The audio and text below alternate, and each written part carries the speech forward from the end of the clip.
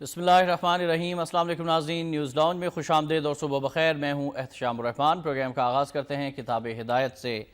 اللہ کے نام سے جو بے انتہا مہربان رحم فرمانے والا ہے۔ اور یوسف کے کرتے کو جھوٹ موٹ کے خون سے آلود بھی کر لائے تھے۔ باپ نے کہا یوں نہیں، بلکہ تم نے اپنے دل ہی سے ایک بات بنا لی ہے، بس صبر ہی بہتر ہے، اور تمہاری بنائی ہوئی باتوں پر اللہ ہی سے مدد کی طلب ہے۔ اور ایک قافلہ آیا اور انہوں نے اپنے پانی لانے والے کو بھیجا، اس نے اپنا ڈول لٹکا دیا، کہنے لگا واہ واہ، خوشی کی بات ہے، یہ تو ایک لڑکا ہے۔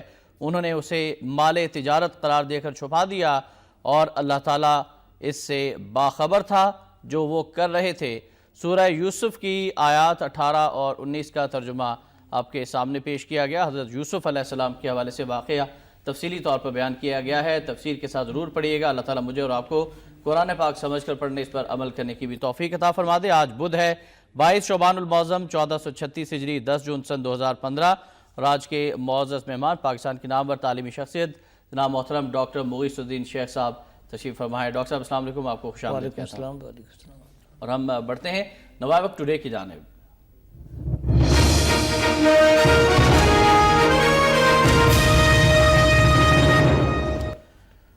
وزیراعظم پاکستان میاں محمد نواز شریف کے بیان کے حوالے سے آج کی لیڈ سٹوری ہے۔ نوائے وقت کی خبر ہے کہ مسئلہ کشمیر قراردادوں پر جلد عمل درآمد یقینی بنانا سلامتی کونسل کا فرض ہے۔ بھارتی قیادت کے بیانات مایوس کن ہیں۔ نواز شریف عالمی برادری سقوط ڈھاکہ میں بھارتی مداخلت کے اعتراف کا نوٹس لے، ثابت ہو گیا نئی دہلی کا پڑوس میں خود مختار ریاستوں سے متعلق رویہ منفی ہے۔ پاکستانی دفتر خارجہ نے بھی اس پر بیان جاری کیا ہے۔ مذاکرات شروع کرنے کی کوششوں کا بھارت نے مثبت جواب نہیں دیا۔ وزیراعظم کی دوشنبے میں بان کی مون سے ملاقات، خطے میں امن کے لیے کردار ادا کرنے کا بھی مطالبہ۔ روہنگیا مسلمانوں کے حقوق کے لیے میانمار حکومت پر دباؤ ڈالا جائے، نواز شریف کا سیکرٹری جنرل کو خط۔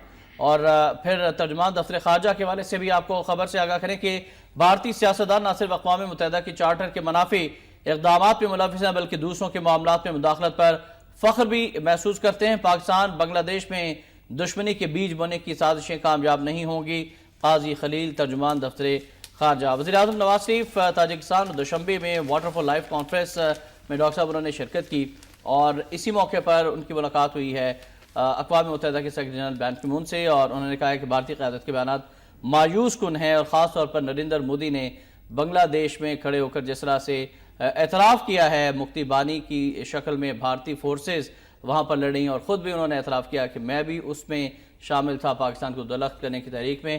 کس طرح سے دیکھتے ہیں، اور پاکستان کے وزیراعظم کا بیان آپ سمجھتے ہیں کہ صحیح جواب ہے؟ اقوام متحدہ تک اپنا انہوں نے مدعا بیان کیا ہے اور احتجاج ریکارڈ کرایا ہے۔ شکریہ احتشام۔ میں نے کل یہ تقریر ایک پروگرام کے اندر خود بھی دیکھی، اس کا حصہ دیکھا۔ مشرقی پاکستان کا المیہ میری زندگی کا المیہ بھی ہے، میری آنکھوں کے سامنے کا یہ واقعہ۔ آج کی نسل کو یہ بتانے کی بڑی شدید ضرورت ہے۔ اس کے زخم آج بھی میرے سینے میں زندہ ہیں، میرے دماغ کے آگے وہ ساری تصویر گھوم رہی ہے۔ لیکن میں حیران ہوں، میں نے جتنا اگریسو اس کی باڈی لینگویج دیکھی، جس طریقے سے وہ تقریر کر رہا تھا وہاں پر، وہ ایسے لگ رہا تھا جیسے کسی اپنے ملک کے اندر انتخابی جلسے سے خطاب کر رہا ہو، اپنی پارٹی کے کارکنوں سے خطاب کر رہا ہو۔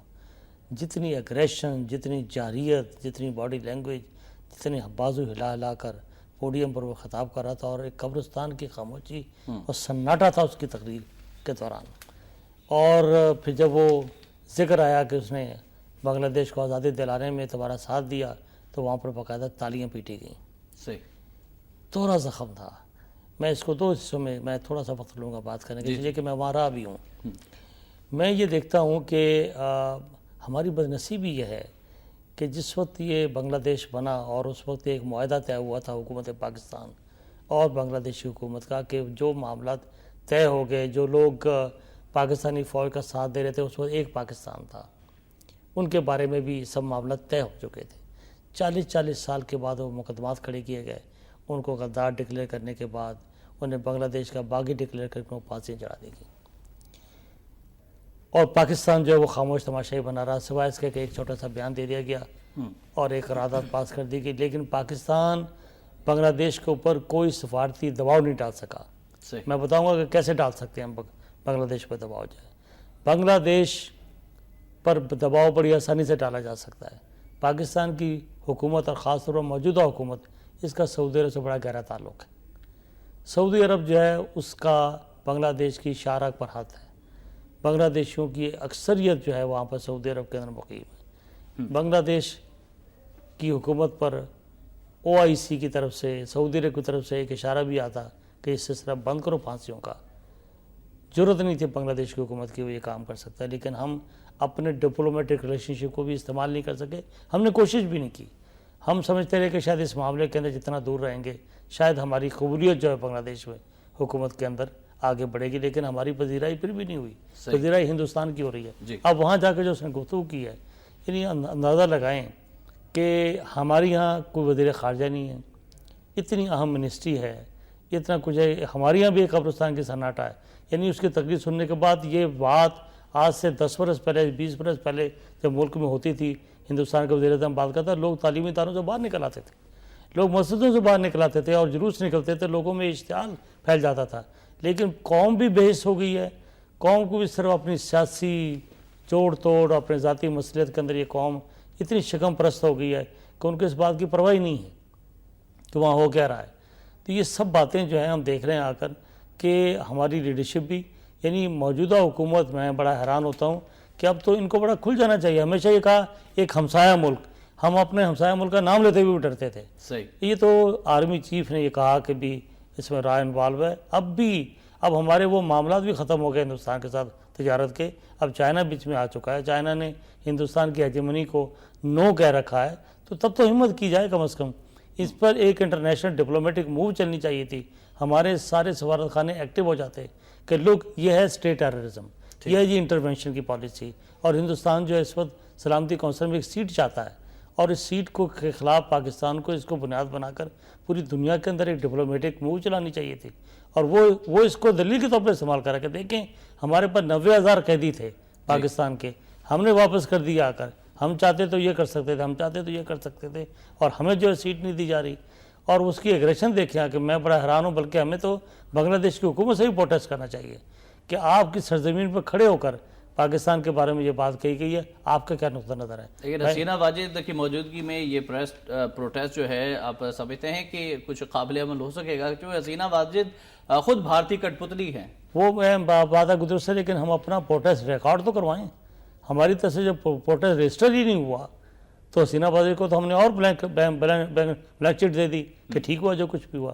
جب ہم پروٹیسٹ نہیں کرتے اس کا مطلب ہے کہ ہم انڈورس کر رہے ہوتے ہیں کہ ہمیں کوئی اعتراض نہیں. لیکن بنگلہ دیش میں اپوزیشن بھی تو ہے ڈاکٹر صاحب. خالدہ ضیاء صاحب ہیں، پھر دیگر جماعتیں بھی ہیں. دیکھیں اپوزیشن کو وہاں کھڑے ہونے کی کیوں ضرورت ہے جب پاکستان کی حکومت اپنے کیس کے لیے خود کھڑی نہیں ہو رہی ہے؟ تو وہاں کی اپوزیشن کس کے لیے کھڑی ہو؟ سوال یہ ہے کہ جن کا کیس ہے، اگر ہمارا یہ کیس ہے، اگر ہم آواز بلند نہیں کر رہے، ہم نے وہاں پر کوئی گفتگو نہیں کی، تو وہاں کی حکومتوں کو کیا ضرورت ہے؟ کہ وہاں ایک مجبوری ہے وہاں کی اپوزیشن کی بھی کہ بنگلہ دیش تو بنا ہی اس لیے تھا نا کہ پاکستان ٹوٹا.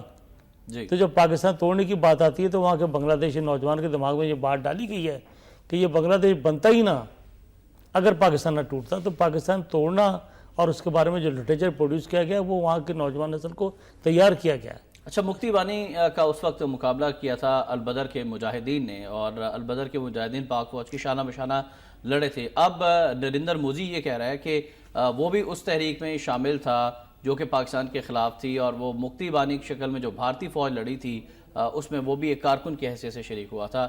البدر مجاہدین نے جس طرح سے پاک فوج کا وہاں پر ساتھ دیا تھا، لیکن آپ سمجھتے ہیں کہ پاکستان میں جیسے ملا عبد القادر کو پھانسی دے دی گئی، اس کا ذکر آپ نے کیا کہ کوئی واضح طور پر سٹیٹمنٹ نہیں دی گئی، تو اس پر بھی کچھ تبصرہ فرمائیے گا کہ البدر کا وہاں پر کردار کیا تھا اور پاکستان نے ان مجاہدین کے ساتھ کیا سلوک کیا؟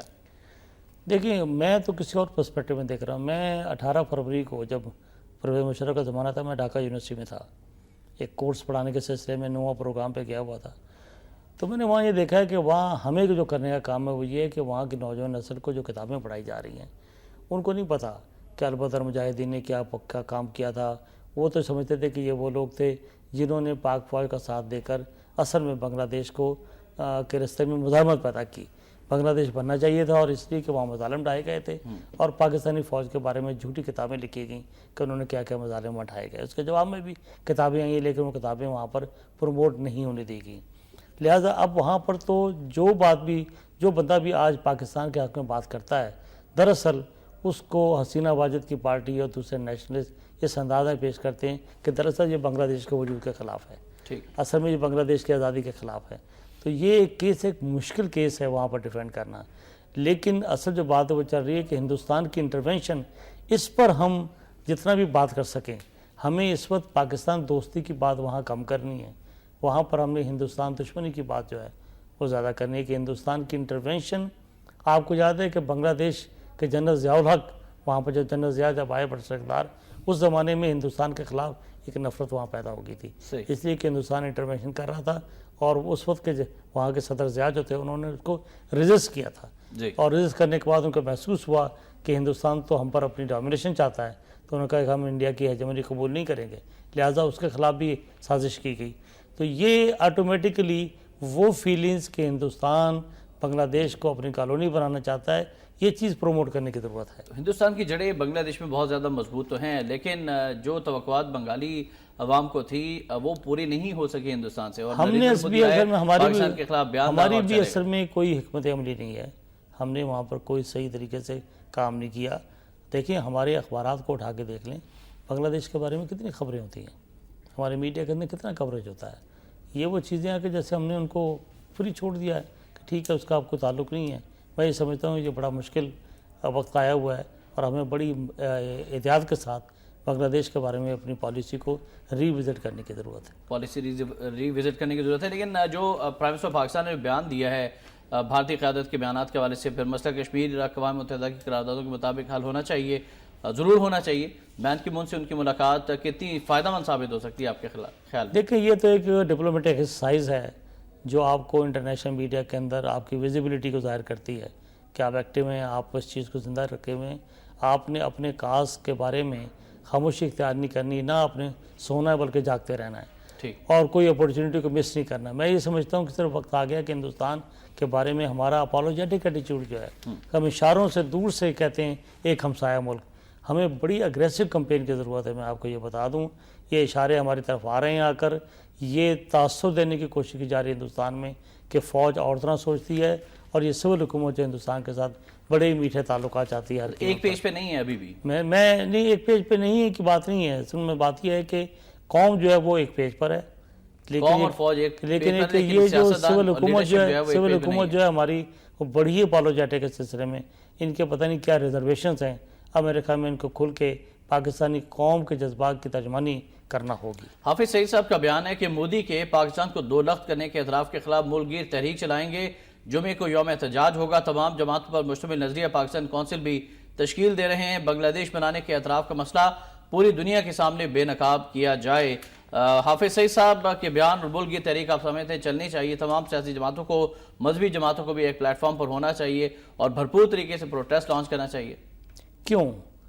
میرا تو کنسرن یہ ہے کہ حافظ سعید صاحب کو یہ بات کرنے کی کوئی ضرورت پڑتی ہے؟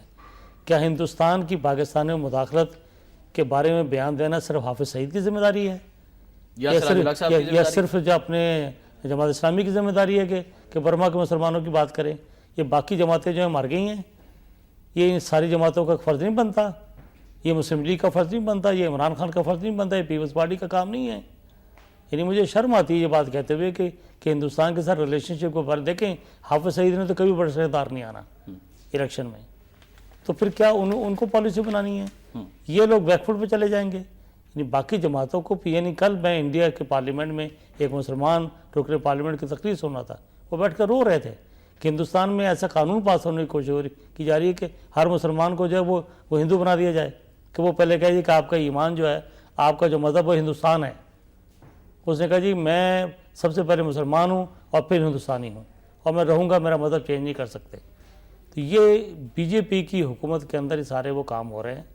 یہ ہندوستان پاکستان دشمنی نہیں، اسلام دشمنی پر مبنی حکومت ہے. ہمیں بڑا کانشیس ہونے کی ضرورت ہے. یہاں پر ہمیں اپنی ویلیوز کو کھڑا کرنا پڑے گا اور ہندوستان کی حرکتوں کا نوٹس لینا پڑے گا. ہمیں یہ دفاعی پالیسی جو ہے چھوڑ دینی چاہیے۔ اچھا ڈاکٹر صاحب، بالکل نوٹس دینا پڑے گا، لیکن ایک طرف تو ہندوستان کی جارحانہ بیانات ہیں اور دوسری طرف ثقافتی یلغار پاکستان میں بہت زیادہ ہے۔ ہمارے سینماؤں میں ان کی فلمیں چل رہی ہیں، کمرشلز کے اندر ان کے اداکاروں کو جب تک آپ نہ لے آئیں برانڈ ایمبیسڈر کے طور پر، اس وقت تک آپ کی پروڈکٹ نہیں بکتی۔ تو اس کا کس طرح سے ٹیکل کیا جائے؟ کیبل آپریٹر جو ہیں وہ ہندوؤں کی فلمیں چلاتے ہیں اور ہر طرح کی فوحش فلمیں جو ہیں ہندوستان سے وہ چلائی جا رہی ہیں پاکستان میں، ایک ثقافتی یلغار ہے، اس کا مقابلہ بھی تو کرنا ہے ہم نے۔ جی ہاں، تو ہم نے 60 سال تک اپنی قوم کے اندر نیشنلزم کا فروغ نہیں دیا۔ ہم نے دیکھیں اس کا تعلق مذہب سے بھی نہیں، نیشنلزم بھی اگر ہمارے اندر ہوتا تو ہم یہ کام نہ کرتے۔ میں آپ کو مثال دیتا ہوں کہ ناروے کی مثال لے لیں آپ۔ ناروے اور سویڈن دونوں کے مذہب ایک ہے، عیسائیت کے ماننے والے ہیں، دونوں کی تہذیب ایک جیسی ہے، ان کی آب و ہوا جیسی ہے، فوڈ ایک جیسا ہے، لیکن آپ یہ دیکھیں نیشنلزم کہ ایک نارویجین جو ہے وہ کہتا ہے کہ میں نارویجین مہنگا ایپل خریدوں گا، سویڈن کا ایپل نہیں خریدوں گا، جو سستا ہے وہ نہیں خریدتے۔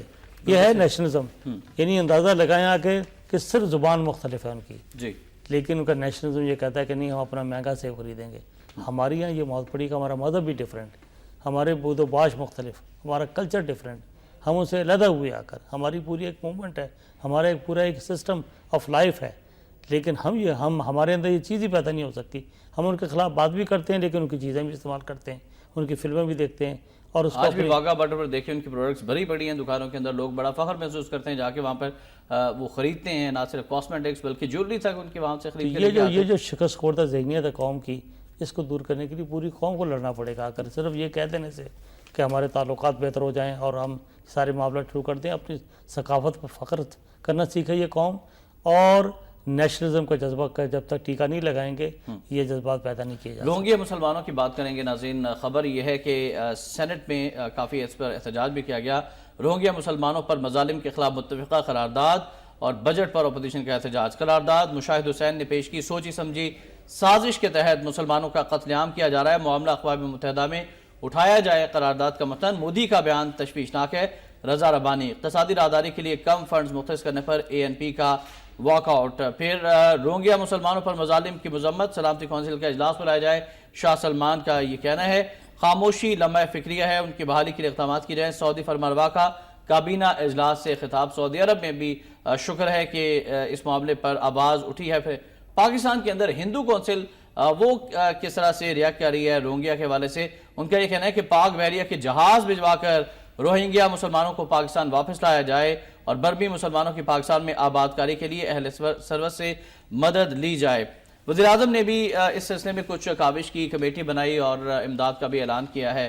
پھر سینٹ میں روہنگیا مسلمانوں کے حوالے سے جو قرارداد پاس ہوئی ہے، سعودی عرب میں بھی اب بیان دے دیا ہے۔ عملی طور پر مزید کیا اقدامات کرنے کی ضرورت ہے ڈاکٹر صاحب؟ دیکھیں، پہلے تو ہمارے لوگوں کو یہ پتہ نہیں ہے کہ یہ جو پہلے برما تھا اور رنگون اس کا دارالخلافت ہے، یہ برصغیر پاک و ہند کا حصہ تھا۔ صحیح۔ اور یہ برطانیہ نے پھر اس کالونیلزم کے حوالے سے آپ کو بہادر شاہ ظفر کی خبر بھی وہیں پر ہی تھی، تو لوگوں کو اس کا علم نہیں ہے یہ سب باتیں، اور یہ وہاں پر بیچارے جس حالت میں رہے ہیں، مسلمانوں کی حالت ہمیشہ سے اس طرح رہی ہے۔ اب آپ دیکھیں کہ بدھزم جو دنیا کے اندر اس انداز میں پیش کیا ہے کہ دنیا کا رواداری کا یہ مذہب ہے جو کسی پتے کو بھی جو ہے نا ہلاک کرنے کا حکم نہیں دیتا، اس کے ماننے والوں نے، اس کے ماننے والے جو ان کے جو مذہبی رہنما ہیں، ان کی قیادتوں کے اندر مسلمانوں کی نسل کشی کی جا رہی ہے۔ یعنی تاریخ کا یہ سب سے بڑا جو ہے سیاہ باب ہے، اس پر دنیا بھر کی انسانی حقوق کی تنظیمیں خاموش ہیں، پاکستان کی انسانی حقوق کی تنظیمیں خاموش ہیں، اور دنیا بھر کے اندر یہ ایک سلیکٹیو اپروچ ہے ہیومن رائٹس کے بارے میں، اور دنیا اس پہ خاموش ہے۔ ایسٹ تیمور کے بارے میں لوگ کھڑے ہو جاتے ہیں، لوگ سوڈان کے اندر عیسائیوں کے حقوق کے بارے میں کھڑے ہو کے اس کو علیحدہ بنا دیتے ہیں، لیکن یہاں پر دنیا خاموش ہے۔ امریکہ بہادر کی طرف سے کوئی بیان نہیں آیا ہے۔ امریکہ نے بھی اس پر بیان دیا، لیکن سوال یہ ہے کہ برما کوئی امریکہ نہیں ہے، کوئی چائنا نہیں ہے جس سے ہم لڑ نہ سکیں، جس کو دباؤ نہ ڈال سکیں۔ عالم اسلام اتنا بے بس اور بے حس ہے کہ آپ برما کے گرد وہ مسلمان ملک دیکھیں آپ جسے بنگلہ دیش کہتے ہیں، جسے انڈونیشیا کہتے ہیں، جسے ملائیشیا کہتے ہیں، انہوں نے انسانی بنیادوں پر انکار کر دیا کہ ہمارے یہاں کوئی جگہ نہیں ہے آ کر۔ یعنی یہ وقت ہے جس وقت کہ ان ملکوں پر اللہ تعالیٰ کا قہر نہ آئے تو کیا ہے، کہ اندازہ لگائیں کہ یہ کس طرح کے مسلمان ملک ہیں کہ یہ قرآن کی وہ آیت ہی بھول گیا کہ تمہیں کیا ہو گیا کہ تمہارے بھائیوں کو اور بیٹیوں کو ان کے گھروں سے نکالا گیا۔ ان کی عزتیں محفوظ رہیں اور تمہیں آپ تماشا دیکھ رہے ہو. اصل میں یہ وہ سوچ ہے, مجھے یاد آتی ہے کہ جب مشرف کے زمانے میں یہ بات ہے کہ سب سے پہلے پاکستان, کہ تم اپنا ملک سوچو جی, اپنا سوچو جی, دفاع کرو جی, فلسطین کو چھوڑو جی, کشمیر کو چھوڑو جی, فلاں کو, تمہیں اس کا درد ہی نہیں ہونا چاہیے, تمہیں صرف اپنی ذات, اپنا پیٹ, اپنی شکم پرستی, یہ وہ سوچ ہے جو پوری دنیا کے مسلمانوں کے اندر پیدا کر دی گئی ہے اقتصادیت کے نام پر. اور جو سعودی عرب کی آپ بات کر رہے ہیں, دیکھیں آبادکاری کے حوالے سے کیا آبادکاری, بہاری پڑے ہوئے ہیں جی مشرقی پاکستان میں ان کے کیمپ دیکھ کے آیا ہوں, جو ان کی حالت ہے. ایک چھوٹے شنٹی ٹاؤن کے اندر چارپائیوں کے اوپر چارپائیاں لگی ہوئی ہیں کہ وہ اپنے کپڑے نہیں بدل سکتے, وہاں پر کھا نہیں سکتے, واش روم وہاں موجود نہیں ہے, نوکری نہیں کر سکتے, ان کے پاس اپنے سٹیزن شپ کے حقوق نہیں ہیں. وہی بربا کے مسلمانوں کا صورتحال ہے. لیکن اس کو نہ ہم سندھ کی خالی زمین پر, نہ ہم بلوچستان کی خالی زمین پر آبادکاری کی بات کریں تو فوراً کہتے ہیں یہ ہمارے ڈیموگرافی چینج ہو جائے گی. یعنی ہم اتنے شکم پرسنٹ کو اپنا بھائی نہیں سمجھتے. بھائی صاحب دو کالر ہیں سر, آپ کی اجازت سے شامل کرنا چاہوں گا. علی نواز صاحب ملتان سے ہیں. السلام علیکم علی صاحب. وعلیکم السلام جناب. جی علی صاحب کیا کہنا چاہیں گے؟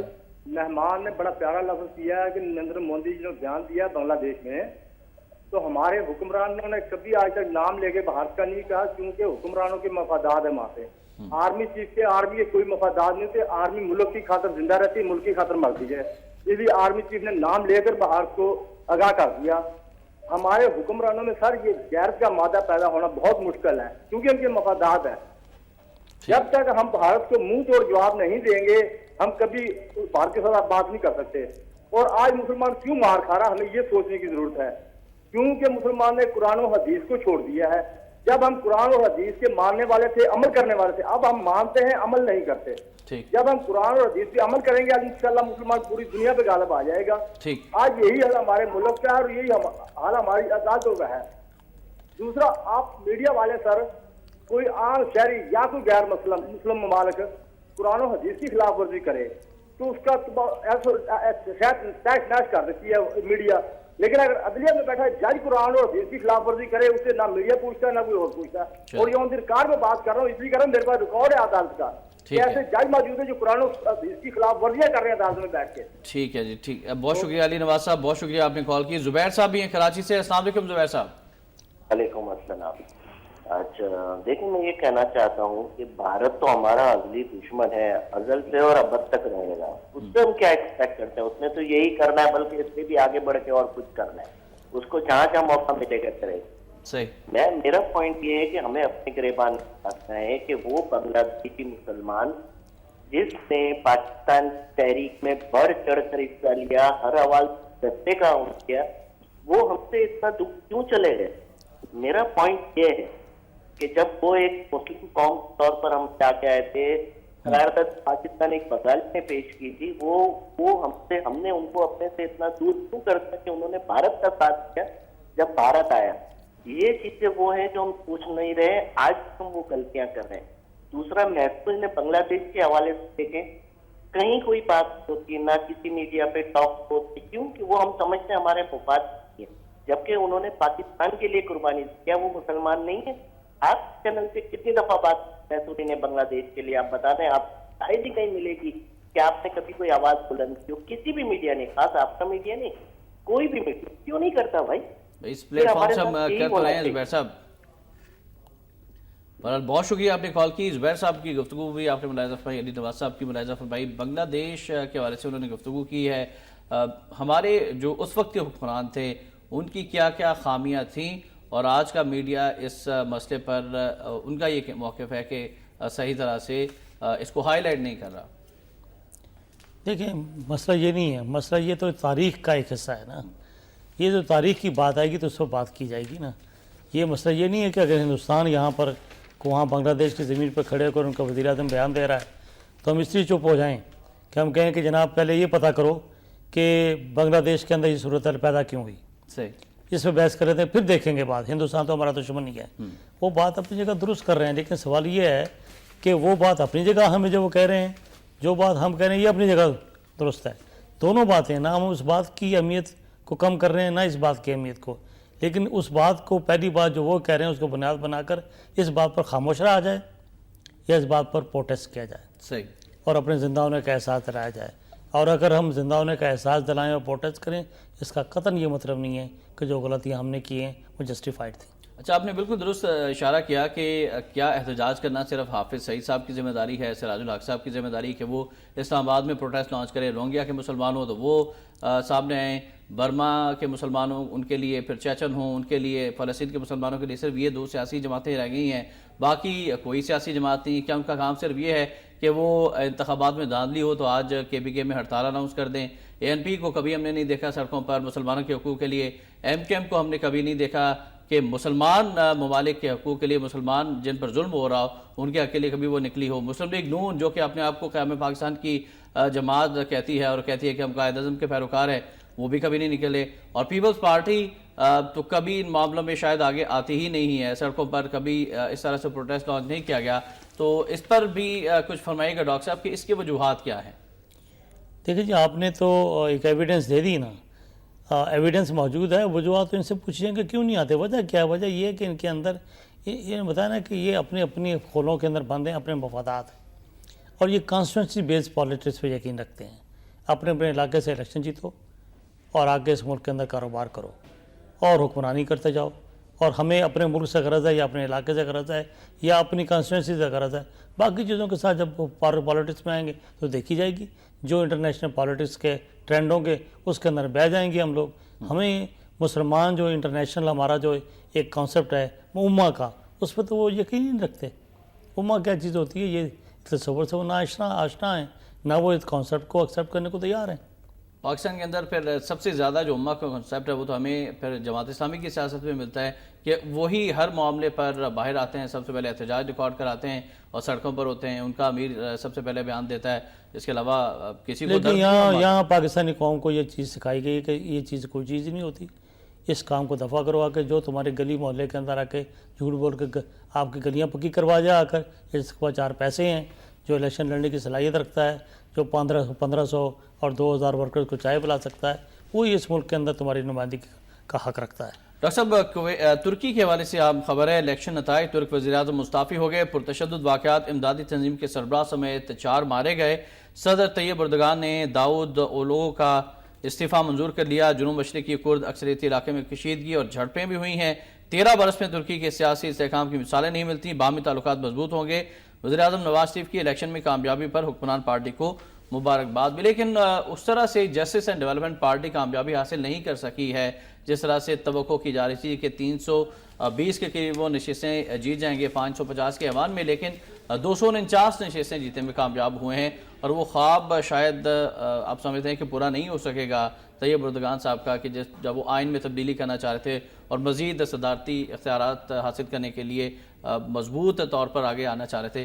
اب آپ سمجھتے ہیں کہ کرد نیشنل پارٹی جو ہے وہ بھی سامنے آئی ہے اور اس کے بعد کردستان کا مسئلہ بھی سر اٹھائے گا، کس طرح سے انالائز کریں گے ترکی کی صورتحال کو؟ دیکھیں، اصل میں طیب اردگان کے بارے میں یہ کچھ کہنا پڑے گا، وہ یہ کہ ایک تو یہ ہے کہ ایک پارٹی ایک مرتبہ الیکشن جیتی ہے، دوسری بار الیکشن جیتی ہے تو اس کا پاپولیرٹی کا لیول جو ہے اس کی سسٹینیبلٹی ذرا مشکل ہوتی ہے۔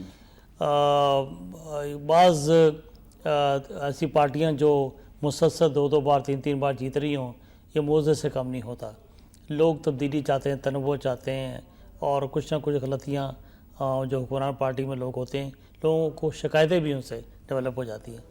طیب اردگان کے بارے میں تھوڑا سا یہ ہے کہ بھی وہ جو سٹینڈ لیتے ہیں اس چیز کے بارے میں، تو وہ پکا سٹینڈ لیتے ہیں آ کر، یہ ان کی سٹرینتھ بھی ہے اور یہ ان کی ویکنیس بھی ہے۔ صحیح، مطلب انہوں نے کہہ دیا ایک پل بنایا، کسی نے کہا یہ کیوں پل بنایا، انہوں نے کہا جس کو نہیں پسند وہ نہ جائے اس پہ، تو اس طرح کے ان کے جواب بھی ہوتے تھے، ون وے آتا تھا، درمیان میں انہوں نے کوئی منافقانہ پالیسی یا کنفیوز قسم کی پوزیشن کبھی نہیں لی۔ اس سے نتیجہ یہ ہوتا ہے کہ کبھی کبھی وہ بہت سارے اچھے دوستوں کو بھی لوز کر بیٹھتے ہیں، یا وہ لوگوں کی مخالفت بھی اس کے اندر کیومولیٹ ہوتی چلی جاتی ہے، صحیح، اور پارٹی پالیٹکس پر بھی اس کے اثرات ہوتے ہیں، اس کی پالیسی پر اثرات ہوتے ہیں، اور پھر یہ ہوتا ہے کہ بھی جو ان کی دوسری اپوزیشن ہے وہ ان کی اس باتوں کو کس طرح ایکسپلائٹ کرتی ہے۔ جو ایک تو یہ کہ آپ بڑی دیر سے پاور میں آ رہے ہیں، ٹھیک ہے، لوگ ویسے چینج آ رہے ہوتے ہیں، لوگوں کو موقع چاہیے ہوتا ہے شکایتوں کا، شکایتیں بھی پیدا ہو رہی ہیں، پھر آپ کے اس طرح کے بعض جیسے کہنے ضد پانے والی جو سٹینڈ ہے اس کی وجہ سے اپوزیشن پارٹیاں بڑے طریقے سے ایک مہم چلانے میں کامیاب ہو جاتی ہیں، تو وہ ایک مل کر 2-4 چیزیں مل کر ایک پارٹی کی اس پاپولیرٹی لیول پر اثر انداز ہوتی ہیں۔ لیکن میرا خیال یہ ہے کہ اس مرتبہ ان کو کولیشن بنانی پڑے گی. جی ہاں. کولیشن بنائیں گے، لیکن اگر یہ کولیشن بنا گئے اور کولیشن کو نبھا گئے تو پھر اگلی مرتبہ پھر ان کا راؤنڈ ہوگا. ٹھیک. اس لیے کہ یہ ایک جھٹکا لگنا ان کے لیے بھی میرے خیال میں ضروری تھا، اس لیے کہ یہ پھر اپنے آپ کو کریکشن کی طرف نہیں لے کے جاتے. اب یہ فائن ٹیون کریں اپنے آپ کو، اپنی پارٹی کو ری آرگنائز کریں، اپنی لیڈرشپ کی جو خامیاں ہیں اس کو ایڈریس کریں اور دیکھیں کہ باقی پارٹیوں کو ساتھ ایڈجسٹمنٹ کیسے کی جاتی ہے. لیکن ڈاکٹر صاحب اگر ان کے 13 سال کے اقتدار کا جائزہ لیا جائے تو بہت ڈیولپمنٹ ہوئی ہے. ترکی 13 سال پہلے میں نے گزارش کی نا کہ یہ ہمیشہ یہ ہوتا ہے احتشام کہ آپ بہت کام بھی کرتے ہیں، لیکن جب ایک پیریڈ کا دورانیہ لمبا ہوتا ہے، پارٹی کو وہاں پر کبھی ایسا ہوا نہ ہو، مسلسل بار اور مخالف قوتیں بھی کام کر رہی ہوں، کہیں نہ کہیں آپ کی اپنی اسٹیبلٹیز بھی آ جائیں، رویے کی ہوتی ہیں چیزیں، وہ کام کی نہیں ہوتی، رویے کی ہوتی ہیں.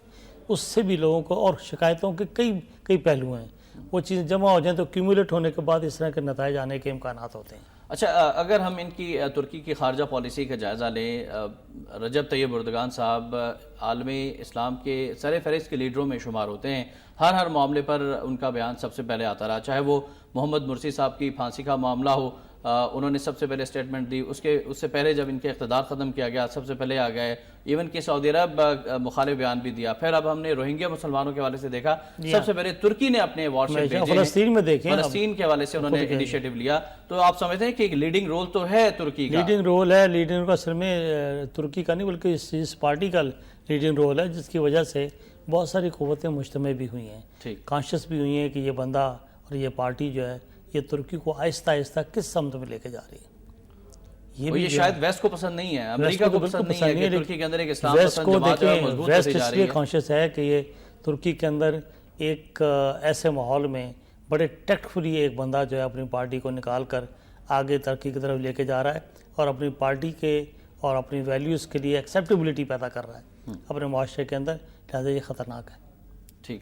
اچھا، ایک اور اہم خبر ہے وزیر اعظم پاکستان کا جو تاجکستان کے حوالے سے دورہ ہوا ہے. ناظرین، اس کے حوالے سے آج کے بیک پیج پر خبر بھی ہے کہ پاکستان تاجکستان اندرونی صفحے پر کہ پاکستان تاجکستان کا تمہارا منصوبہ جلد مکمل کرنے پر اتفاق. دہشت گردی کے خلاف مشترکہ کوششوں کا بھی فیصلہ. فضائی، سڑک اور ریل کے رابطے بڑھائے جائیں گے. سیاحت کو فروغ ملے گا. تجارت، تعلیم، سائنس کے شعبوں میں بھی تعاون بڑھانے پر اتفاق ہوا ہے. توانائی اور انفراسٹرکچر پر مشترکہ کمیشن کا اجلاس سال میں 2 بار منعقد کیا جائے گا. دونوں ممالک سلامتی کونسل میں اصلاحات کے لیے بھی تعاون کریں گے. تاجکستان خطے میں گیٹ وے کی حیثیت رکھتا ہے وزیر اعظم، اور پاکستان سے تعلقات خارجہ پالیسی کی ترجیح ہے. تاجک صدر پانی کی قلت دور کرنے کے لیے ہنگامی اقدامات کرنا ہوں گے. نواز شریف کا کانفرنس سے خطاب. اصل جو کانفرنس تھی وہ تو واٹر فار لائف کے حوالے سے ایک کانفرنس تھی، اس میں پوری دنیا کے مندوبین آئے ہوئے تھے، اقوام متحدہ کے سیکرٹری جنرل بھی تھے. وزیر اعظم نے بھی اسے خطاب کیا اور یہ توجہ دلانے کی کوشش کی کہ آئندہ آنے والے دنوں میں دنیا کی 2/3 آبادی کو 2025 تک پانی کی کمی کا شدید ترین سامنا کرنا پڑے گا. ڈاکٹر صاحب، پاکستان میں ابھی سے پانی کی کمی کے اثرات شروع ہو گئے ہیں. کراچی میں پانی نہیں مل رہا، راولپنڈی میں صاف پانی نہیں مل رہا، تھر کے لوگ بھوکے پیاسے مر رہے ہیں. پانی کتنا بڑا ایشو ہے، اس کانفرنس کی کتنی افادیت ہے، اس پر بھی روشنی ڈالیے گا. اور یہ پانی پاکستان کے لیے کتنا اہم ہے، خاص طور پر یہ انڈس بیسن ٹریٹی کے حوالے سے پاکستان کے لیے پانی کا مسئلہ جو ہے زندگی اور موت کا مسئلہ ہے. اور میں یہ سمجھتا ہوں کہ اور کشمیر کا مسئلہ بھی پاکستان کے لیے پانی کے حوالے سے زندگی اور موت کا مسئلہ ہے. ہم لوگ، میں جب شروع میں ذکر کر رہا تھا، چونکہ ہم پوری قوم کو شکم پرست بنا رہے ہیں اور ہم یہ کہتے ہیں کشمیر سے ہمارا کیا تعلق ہے، ہمیں پاکستان بچانا چاہیے. اگر شکم کے حوالے سے بھی سوچیں تو کشمیر ہمارے لیے بڑا ضروری ہے. بالکل صحیح. ہمارے پیٹ کے لیے بڑا ضروری ہے، ہمارے جسم میں جو ہماری سانس اور پانی جاتا ہے اس کے لیے بڑا ضروری ہے. اگر ہم صرف شکم پرست ہو کے بھی سوچیں تو قاعدہ نے تو قائد ہے نا یہ اشارہ ہے، لیکن حقیقت یہ ہے کہ اگر آپ اس کی ایک سادی صورتحال اور ہماری زندگی کے حوالے سے سوچیں تو کشمیر بہت ضروری ہے. سارے دریا وہاں سے آتے ہیں، جو ہم نے اس پر حال کیا ہے معاہدہ کرنے کے بعد، اس کے بعد میں پھر ہم اس حد تک چلے گئے ہیں اپالوجیٹک کہ ہماری یہاں حکمرانوں کے صفوں میں ایسے لوگ موجود ہیں، ایسے بیوروکریٹ موجود ہیں جو چاہتے ہیں کہ یہ دریا جو ہیں اس کو بھی اگر ہندوستان کو دے دیے جائیں تو ہندوستان بجلی پیدا کرے تو ہندوستان سے بجلی خرید لی جائے بجائے اس کے کہ ہم اپنی بجلی پیدا کریں. تو ہم بجلی کے حوالے سے، پانی کے حوالے سے ہمارے تو مسائل ہی مسائل ہیں. اور ہمیں تو لوگ یہاں تک کہتے ہیں کہ آپ یہ دیکھنا کہ اگر آئندہ کبھی ہندوستان اور پاکستان کی جنگ ہوئی تو پانی کے مسئلے پر جنگ ہوگی. بالکل صحیح. آپ باقی معاملہ بھول جائیں آ کر. یہ سیاچین کا مسئلہ، یہ گلیشیئر کا مسئلہ، یہ کہنے کی بات، یہ معمولی باتیں نہیں ہیں. ان کا ہماری زندگی پر کیا اثرات ہونے والے ہیں، ہماری معاشی زندگی پر کیا اثرات ہوں گے، ہماری نسلوں پر کیا اثرات ہوں گے، اس کا ابھی سے تصور کر لیں آپ. یہ جو پانی کی بات کر رہے ہیں ہم سندھ میں بیٹھے ہوئے لوگ، یہ کالا باغ ڈیم کی بات ہو رہی تھی، اس کو we have to make them realise کہ ہم نے کالا باغ ڈیم نہ بنا کر کتنا بڑا گناہ کیا ہے. کس کے کہنے پر، انڈین لابی کے کہنے پر این جی اوز ہمارے ملک کے اندر، سندھ کے اندر اس موومنٹ کو لے کے چلتی رہی ہیں کہ یہ کالا باغ ڈیم نہ بن سکے. اور این جی او جو ہیں اس ملکوں کے اندر فارن پالیسی پر کتنا ہم کردار ادا کر رہی ہیں، یہ کہ بذات خود ایک چیپٹر اور موضوع ہے. ہندوستان جیسے ملک کے اندر انہوں نے محسوس کیا کہ انٹرنیشنل این جی او ہندوستان کے اندر ہیومن رائٹس کے نام پر ہیومن ایشوز کھڑے کر رہی ہیں، اور ان علاقوں کے اندر جہاں پر ہندوستان کی تابکاری معاملات موجود ہیں، جہاں پر ان کی پروڈکشن ہوتی ہے. لہٰذا انہوں نے 9000 این جی اوز جو ہیں، 9000 این جی اوز کے فنڈ جو ہیں منجمد کر دیے، ان کے اکاؤنٹ جو ہیں انہوں نے منجمد کر دیے ہیں. پاکستان میں این جی اوز کے اور ہمارے ملک کے اندر اندازہ لگائیں کہ ہمارے ملک کے اندر این جی اوز کے لوگوں کے deputy secretaries of European union کے لوگوں نے آ کر سزائے موت جو ہے وہ اس کو ڈیلے کروا دیا. اور خبر اس کے حوالے سے ہے کہ شفقت حسین کی پھانسی روکنے کا حکم نہیں دیا، پھر کیسے روک لی گئی؟ سپریم کورٹ آف پاکستان بھی حیران ہے کہ حکم ہی نہیں دیا. یہ این جی او، میں تو سمجھتا ہوں کہ اگر این جی او کے اندر یورپین یونین کے 3 جو شنید ہے، 3 ڈپٹی سیکرٹری لیول کے بندے جا کر قائم علی شاہ کو مل کر رکوا سکتے ہیں صوبائی حکومت کو، تو کل کو وہاں کے یورپین یونین کے چپراسی بھی آ کر یہاں پر اس ملک کے اندر جو ہے کوئی کام رکوا سکتے ہیں. تو یہ تو بنانا اسٹیٹ ہوئی نا، پھر تو یہ تو ملک نہ ہوا. ہمیں شرم آنی چاہیے. آپ سمجھتے ہیں کہ اس کو نوٹس لینا چاہیے کہ کیوں یہ پھانسی؟ میں یہ بتا رہا ہوں کہ یہی وجہ سپریم کورٹ کہاں جائے، لیکن سوال یہ کہ یہ پوری قوم، یہ پارلیمنٹ، یہ سینٹ، یہ کہاں، یہ کدھر ہے صدر پاکستان؟ صدر پاکستان اس بات کا ذمہ دار ہے، ان کے کھاتے میں چیز ڈالی جائے گی. اور شاید اس لیے اس طرح کا صدر رکھا گیا تھا کہ جس سے جو چاہیں آپ کام کروا لیں. اور یہ چیزیں جو ہے اس ملک کے اندر ہو رہی ہیں، اور ہم یہ پھانسی کو، اور این جی او کا ایک پورا کلچر ہے جو چاہتا ہے کہ پاکستان کے اندر جتنا کرمنل لا ہے اس کو جو ہے نا یہاں پر ڈیمیج کیا جائے، کہ پاکستان کرمنل لا کو جو ہے نا وہ ملائن کیا جائے پوری دنیا کے اندر موت کی سزا کے حوالے سے. اچھا، اگر شفقت حسین کو پھانسی دے دی جاتی ہے تو اس کی صورت میں پاکستان کو دھمکیاں بھی دی جا رہی ہیں، ڈرایا بھی جا رہا ہے کہ ایک بار پھر پابندیوں کا شکار بھی ہو سکتا ہے پاکستان. ایسا کیوں کیا جا رہا ہے؟ ایک شخص نے جرم کیا ہے، اور چاہے وہ بچپن میں کیا ہے یا نوعمری میں کیا ہے، اس نے ایک شخص کو قتل کیا ہے، ایک زندہ انسان کو قتل کیا ہے، تو ظاہر سی بات ہے اس کی سزا تو ہے، اور اسلامی قوانین کے مطابق جو سزا دی جا رہی ہے. پھر آپ کو کیا پرابلم ہے؟ دیکھیں بنگلہ دیش میں انہوں نے لوگوں کو سزائیں دیں پھانسی کی، اور انلیگل طریقے سے دیں، اگر اس میں تو کوئی بات نہیں ہوئی. بالکل یہ جو پھانسیاں ہو رہی ہیں، مطلب یہ اندازہ لگائیں یہ تو سلیکٹیو ان کی اپروچ ہے، جہاں وہ چاہتے ہیں پھانسیاں وہاں پہ جسٹیفائڈ ہو جائیں. خیر ہے، آ کر صدام حسین کو بھی پھانسی دی گئی تھی، جی ہاں، کوئی مسئلہ نہیں ہے، اس کو دیں پھانسی. جہاں پر ان کا موڈ کرتا ہے کہ جو چیز سوٹ کرتی ہے ان کو، وہ ان کو لیے ایکسیپٹیبل ہے ویسٹ کے لیے. یہ نہیں ہے کہ کوئی ان کا قانون ہے، یہاں پر ان کو جو چیز سوٹ کرتی ہے کہ پاکستان کے کرمنل لا کو ملائن کرنا جو مقصود ہے. ہندوستان نے پھانسی دی، اب جو سندھی کو پھانسی دیا کر تو کیا ہوا؟ صحیح. تو یہ چیزیں جو ہے سلیکٹیو میں صرف بات یہ ہے کہ ہمیں اپنے ڈپلومیٹک ایفرٹس تیز کرنی چاہیے. اگر ہم لوگ جنگ لڑے بغیر جو ہے ہار جاتے ہیں، ہم اس میدان پر کھڑے ہو کر اپنا کیس پیش نہیں کرتے. اپنا کیس پیش کرنے کے لیے ہمیں فرنٹ پر کھیلنا ہوگا. رائٹ. ڈاکٹر صاحب، آخری لمحات ہے اس پروگرام کے. تعلیم سے آپ کا واسطہ ہے، تعلیم سے منسلک ہیں، کافی عرصے سے آپ کی خدمات بھی ہیں پاکستان کے لیے. موجودہ بجٹ میں تعلیم کے لیے جو حکومت نے بجٹ رکھا ہے، آپ اس سے مطمئن ہیں؟ دیکھیں جی، اعلیٰ تعلیم کے لیے جو بجٹ آیا اس کی بڑی بات ہو رہی ہے، میں اس کی بات کر سکتا ہوں. میں اس سے بے غرض ہوں بالکل کہ آپ اس کے بجٹ اعلیٰ تعلیم کے لیے بہت رکھا ہے. اصل بات یہ کہ اس کو استعمال آپ کیسے کرتے ہیں. ٹھیک. بجٹ جو ہے اعلیٰ تعلیم کے لیے مشرف کے زمانے میں بہت بجٹ دیا گیا. ہائر ایجوکیشن کمیشن نے بڑے خطیر رقم خرچ کی. ہائر ایجوکیشن کمیشن کے جو سربراہ تھے عطا الرحمان، انہوں نے خود بھی ذاتی کوششوں سے پوری دنیا بھر سے مختلف ڈونر ایجنسیوں سے فنڈ لا کر دیے. لیکن اصل بات یہ ہے کہ ان فنڈز کا ہوا کیا. جس طریقے سے اندازہ لگائیں کہ ایچ ای سی کو بعض جگہوں پہ یہ سمجھ نہیں آئی اس کو خرچ کیسے کرنا ہے. وہاں پر کوئی انڈاؤمنٹ فنڈ بنتا، کوئی اس کا پول بنایا جاتا، اس کا کوئی سسٹم بنایا جاتا کہ ان پیسوں سے ہم اپنے سورسز جنریٹ کرتے. ہوا یہ ہے کہ آپ کو یہ جاننے والے کسی بندے کو انہوں نے کہہ دیا کہ آپ فلاں کلاس کو میں کانفرنس ہے، آپ چلے جائیں. آپ کا پیپر ایکسیپٹیبل ہے یا نہیں، آپ وہاں چلے گئے. ان کو ڈالر میں پیسے چاہیے، پاکستان کے غریب ملک کے $5,000 لے کے آپ وہاں چلے گئے، اور کانفرنس وہاں پر کسی بینک نے کروائی تھی. آپ میس کمیونیکیشن کے بندے تھے، آپ وہاں چلے گئے، انہوں نے کہا آپ آ جائیں. آپ وہاں ہوٹل میں اسٹے کرتے ہیں، اس کا خرچہ بھی ہمارے ملک کا. آپ وہاں رجسٹریشن فی دیتے ہیں ڈالرز میں، وہ بھی ہمارے ملک کی.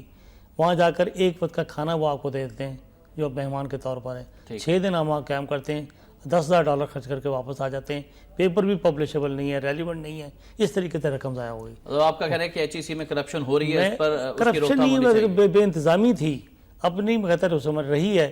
اصل بات یہ ہے کہ آپ اس فنڈ کے ذریعے آپ یہ دیکھیں کہ جس سبجیکٹ کے اندر آپ کو لوگوں کو ٹریننگ کی ضرورت ہے، باہر بھیجنے کی ضرورت ہے، اس میں بھیجیں، انہیں پی ایچ ڈی کرنے بھیجیں. لیکن جو لوگ پی ایچ ڈی کر کے آ رہے ہیں جس سبجیکٹ کے، ان کو یہاں اسلام آباد کے اندر، لاہور کے اندر، کراچی کے اندر سینٹر بنائیں کہ وہ یہاں پر ان اسکالرس کو پول کر کے یہاں پر پی ایچ ڈی کروائیں، اور وہ سہولتیں یہاں دیں آ کر. جو پیسہ فارن ایکسچینج باہر بھیج رہے ہیں، سہولتیں یہاں دیں آ کر. اسی طرح کے ان کو ریزیڈنس دیں پی ایچ ڈی اسکالر کو، اسی طرح کے ان کے کیبن بنے ہوئے ہوں، اسی طرح کی ان کی لائبریری ہو. تو انہیں کیا ضرورت ہے باہر جانے کی؟ صاحب پرائیویٹ تعلیمی اداروں کی فیسیں بھی تو بہت ہیں، وہ بھی چھریاں چلا رہے ہیں، الٹی چھریاں چلا رہے ہیں. ہم نے تو نہیں کہا پرائیویٹ، میں نے تو کہا کہ HEC جو ہے حکومت پاکستان جو ہے 3-4 جگہوں کے اوپر مختلف سبجیکٹ کے سینٹر فار ایکسلنس قائم کرے، وہ حکومتی ہوں. وہاں پر جو لوگ اسکالرشپ لے کر باہر بھیج رہے ہیں، جن کو آپ کروڑوں روپے کے واپس آ رہے ہیں، تو وہ ضائع ہو رہے ہیں. آپ انہیں یہ جگہ پول کریں، ان کو اچھی تنخواہیں دیں. اچھی تنخواہیں دینے کا وہاں ان کو سینٹر بنائیں. جس نے پی ایچ ڈی کرنی وہ کراچی، لاہور، پشاور جا کر ان جگہوں پر رہے، بجائے سے کہ باہر جا کر رہے تو یہاں رہے آ کر اپنے ملک میں. اچھے اس کے لیے رہائش دی جائے، اس کا ماحول ہو، اس کی لائبریری، اس کے کیفیٹیریاز ہوں، اس کے بیٹھنے کی جگہ ہو، اس کے اسٹڈی سینٹر بنے ہوئے ہوں. آ کر وہ کیوں یہاں پر کام نہیں کرے گا؟ آپ اسی پیسے سے 10 پی ایچ ڈیز کروائیں، بجائے اس کے ایک پی ایچ ڈی کے لیے آپ باہر بھیجتے ہیں کروڑوں روپیہ خرچ کر کے، پھر ضائع ہو جاتا ہے. ملک کے اندر ہونے تو میں سمجھتا ہوں کہ سرمایہ کو پول کرنے کی ضرورت ہے، اور اس کے لیے فنڈنگ کی جائے، فنڈ یہاں پول کریں. رائٹ، بہت شکریہ ڈاکٹر مخلص الدین شیخ صاحب، آپ تشریف لائے، بہت اہم موضوعات پر آپ نے گفتگو فرمائی. آپ کی تشریف آوری کا بہت شکریہ. اور آخر میں فرمان علامہ اقبال رحمۃ اللہ علیہ آج شامل کرنا چاہوں گا. نیا زمانہ نئے صبح و شام پیدا کر. حضرت علامہ اقبال رحمۃ اللہ علیہ نے یوسف سلیم چشتی سے ملاقات کے دوران یہ فرمایا تھا کہ جہاد کرنا انسانی فطرت میں شامل ہے، بلکہ انسانی فطرت کا تقاضا ہے. اگر ایک شخص اپنے ایمان اور باطن کی حفاظت میں تلوار بلند نہیں کر سکتا تو میں نہیں سمجھتا کہ پھر تلوار کا اور مصرف کیا ہے. جب کبھی مسلمان کا دین خطرے میں ہو اس پر تلوار اٹھانا فرض ہے. اس پر ضرور غور کیجیے گا. احتشام الرحمان کو اس دعا کے ساتھ کہ اللہ تعالیٰ پاکستان کا حامی ناصر ہو. اجازت دیجیے، اللہ حافظ.